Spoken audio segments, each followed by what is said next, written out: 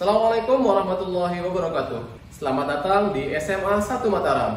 Sekolah dengan visi mencetak pribadi berakhlak mulia yang unggul dalam prestasi dan berwawasan lingkungan.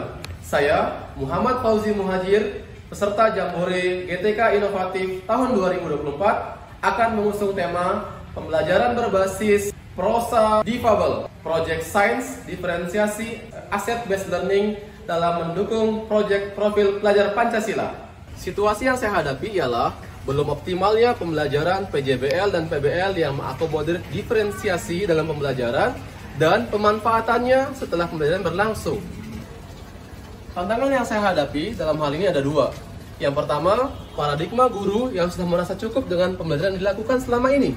Yang kedua ialah kompetensi guru dalam menghadapi tantangan yang semakin berubah. Nah, bagaimana aksi saya dalam menghadapi tantangan yang ada tadi? Yang pertama, terkait dengan tantangan paradigma guru, saya mengembangkan pembelajaran PJBL dan PBL yang berdiferensiasi sesuai dari apa yang saya dapatkan dalam program pendidikan guru penggerak. Hasilnya, kemudian saya tawarkan ke teman-teman guru dalam proses berbagi praktik baik dalam diskusi di MGMP Fisika atau komunitas belajar yang ada di sekolah kami. Adapun aksi saya untuk menghadapi tantangan yang kedua tentang kompetensi guru ialah yang pertama, mengajak guru berdiskusi tentang mengembangkan kompetensi guru. Kemudian yang kedua, saya bersyukur bisa mengikuti sosialisasi Perdirjian 2626 tentang model kompetensi guru di Jakarta dan saya imbaskan ke teman-teman guru melalui diskusi. Dan yang ketiga, saya menawarkan ide prosa difabel, Project Science dalam bingkai diferensiasi dengan mengoptimalisasikan aset based learning sesuai dengan aset di sekolah saya. Dan setelah saya menerapkan, saya akan berupaya untuk membagikan praktik baik dalam workshop di sekolah. Adapun bagaimana aksi saya di kelas dalam penerapan PJBL dan PBL berbasis diferensiasi, kita lihat berikut ini. Selamat pagi. Pagi. Bagaimana kabar kalian pagi ini? Baik. Oke, sekretaris ada yang nggak masuk hari ini? Hari ini nggak masuk, ada izin. Oh, izin. Oke, kita siap dalam fisika, silakan keluarkan kebutuhannya. Coba dilihat gambar di sini. Ada yang mau komentar di gambar apa? Apa yang tergambar di Pak? Banyak kendaraan. Banyak kendaraan menumpuk. Tahukah kita saat kita banyak kendaraan menumpuk, ada banyak energi yang terbuang. Sementara energi yang digunakan ini menggunakan energi berbahan bakar fosil yang jumlahnya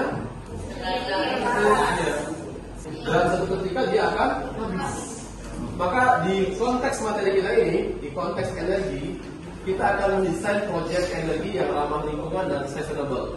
Dari itu, alur dari kita ialah pertama, kita akan mencari informasi, menggali informasi dengan aset kita di sekolah yang bernama perpustakaan. Setelah itu kita akan melakukan gallery walk, dan nanti kita akan sampaikan ide kita dalam pasar ide. Sumber energi terbarukan dan sumber energi tak terbarukan. Kalian sudah tadi mengambil informasi di sumber belajar perpustakaan. Sekarang kita akan melakukan gallery walk. Ide apa yang kalian tawarkan kepada konsumen? Nah, kami menawarkan sebuah program yakni kincir angin untuk membangkit listrik tenaga bayu. Jadi di sini tuh ada dinamo sepeda. Dari kami dari kelompok 2, energi yang kami gunakan adalah kincir angin. Pasar ide yang kami tawarkan untuk mengatasi keterbatasan energi adalah dinamo sepeda. Jadi pasar ide yang kami tawarkan untuk penghematan energi adalah biogas.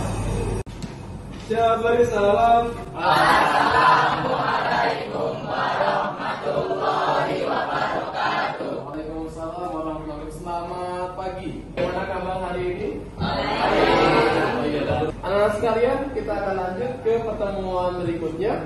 Tapi sebelumnya Kak Guru tanya dulu nih perkembangan proyeknya. Ada yang bisa kasih gambaran nggak? Diva gimana? Pertemuan proyek itu lancar sesuai dengan kita. Oke, baik. Anak-anak sekalian, sekarang kita akan masih dengan konsep energi, tapi yang dari sini. Kalian lihat di sini ada es teh. Di sini ada es teh sama ada es batu. Untuk itu kita akan duduk berkelompok sesuai dengan kelompok yang sudah Pak Guru bagi berdasarkan asesmen yang sebelumnya. Silakan kalian, kita akan melakukan praktikum tentang asas black ya. Nanti dalam praktikum ini kalian akan didampingi dengan beragam sumber belajar. Yang pertama dari buku pegangan yang kita sepakati bersama, boleh diangkat buku LKS-nya. Oke, kemudian yang kedua ada sumber dari Pak Guru Pak LKPD. Dan yang ketiga, Pak Guru sudah memberikan petunjuk untuk bisa mendownload atau menonton dalam video YouTube. Dan tentu yang alat ialah menggunakan akses praktikum.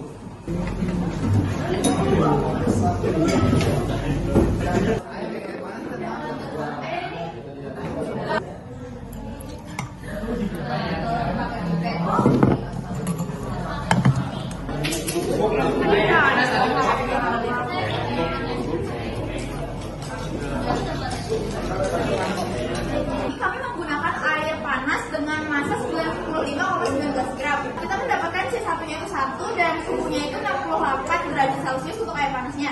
Sedangkan untuk air dinginnya itu kita menggunakan massa 96,8 gram dan C2-nya 1 dan untuk suhunya itu 28 derajat Celcius. Kita mendapatkan teh campurannya itu sama dengan 43 derajat Celcius. Jadi terlihat bahwa air yang awal suhunya tinggi setelah dicampur jadi suhunya lebih rendah. Ada yang mau menyebutkan apa itu asas black? Jadi asas black itu prinsip termodinamika, di mana jika ada dua suhu yang berbeda, maka kalor akan mengalir dari suhu yang tinggi menuju suhu yang rendah. Terima kasih teman-teman, silakan kembali ke tempat duduknya. Untuk pelaporannya, Pak Guru bebaskan kalian untuk membuat sesuai dengan kesepakatan kelompok kami. Di sini ada diferensiasi produk. Ada dua pilihannya, ada bisa menggunakan laporan tulis atau menggunakan laporan secara video. Kita bawa semangat.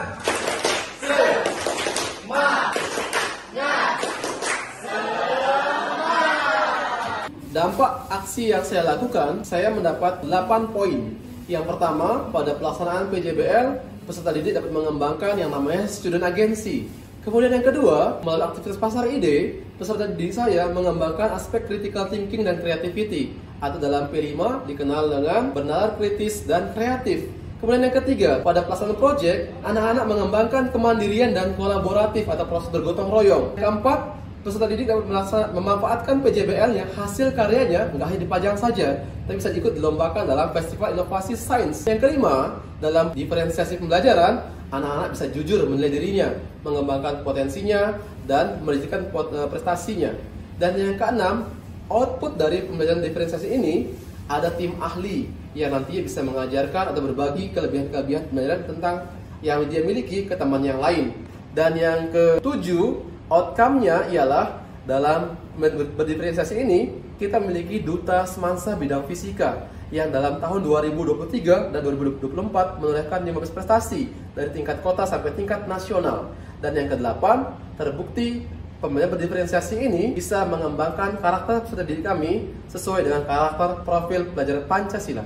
Ada beberapa faktor keberhasilan dalam suksesnya prosa difabel ini. Yang pertama ialah bagaimana pemilihan dan penerapan model dan pelaksanaannya di kelas. Kemudian yang kedua ialah pembacaan tentang visi sekolah sesuai dengan apa yang diajarkan di kurikulum Merdeka tentang kurikulum satuan pendidikan. Kemudian yang ketiga, faktor pendukung ialah bagaimana saya menggunakan pendekatan asset based thinking atau based learning, bukan menggunakan negative base.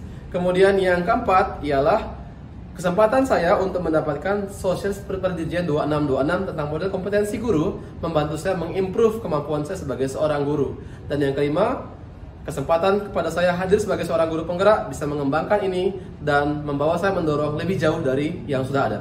Pelajarannya tadi itu seru dan menyenangkan serta bisa mengembangkan profil pelajaran Pancasila yang aspeknya itu adalah beriman, bertakwa, berakhlak mulia, mandiri, bernalar kritis, kreatif, bergotong royong serta berkebinekaan global.